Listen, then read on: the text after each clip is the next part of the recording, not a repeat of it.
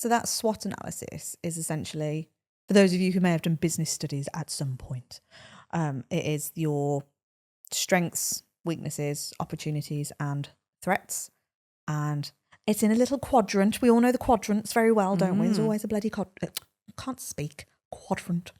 And the idea is that you look at the marketplace.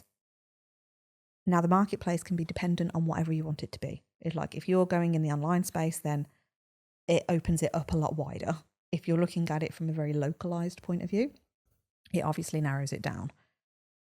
And you can then take it a step further if you wanted to and just really look at it from your service offering as well. So what's the strengths, weaknesses, opportunity and threats of your particular service versus the business? And this is where all of that, I can hear people already thinking, fucking hell, I'm lost. Like I'm totally not on board with this. So, which is why we actually have it as a really detailed module in Business Basics. But the premise being, if you are feeling threatened by other businesses popping up in your area that you feel are going to damage your potential earnings because you're now suddenly going to lose all of these people, well, first things first, take the emotion out of it and then sit down and do this work. So like look at what is the strengths of your business and what's the strength of their business, for argument's sake. That's a hard one straight away for someone to take themselves out of it emotionally and go, oh, they're really good at that. Yeah. And remember, like when you're doing this as well, you have to look at it through the lens of how somebody is perceiving your business, which is also really fucking hard when you've not had that coaching around it, because we're still guilty of doing this now. We've been in business for a very long time. We are still guilty, because we're human, of attaching our own thoughts and beliefs and stuff into doing this type of exercise. And again, it's through a lot of hard work to go, right, it's not me. Because you're all naturally going to think that your service and you are awesome compared to somebody else. Like, it's just a natural human thing. But then at the same time, we think we're not good enough. Exactly. It's this, again, it's a totally normal human thing to go, well, I'm better than them, but I've got no confidence in myself and I'm shit. It all happens at the same thought. But yes, really taking yourself out of it and looking at it from that lens of, just imagine, I mean, you can even potentially get a friend or family member to do this for you if they're not totally biased on thinking you're the best and they love you and all of that.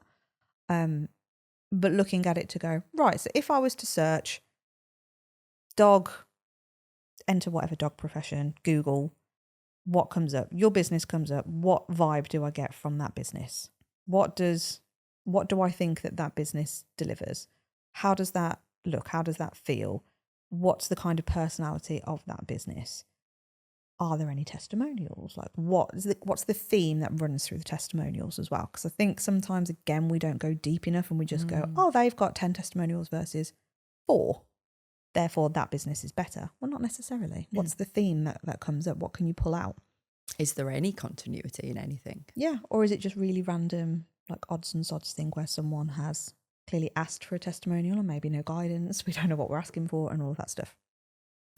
So taking that step back and going, what are the positives from that business experience that is an initial feeling? And then do the same for the person that you are now comparing yourself to.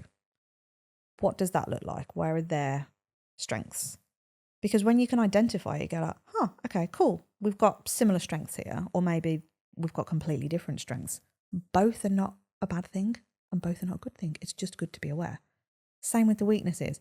Where are we really weak at? Actually, maybe our website's a little bit clunky and it's not a smooth experience, versus that person's website, fucking brilliant. Like, it's really simple. Maybe it's just a 1-pager and it's like, oh, this is about me. This is what I offer. Book a call. Like, really simple compared to all the tabs, as an example.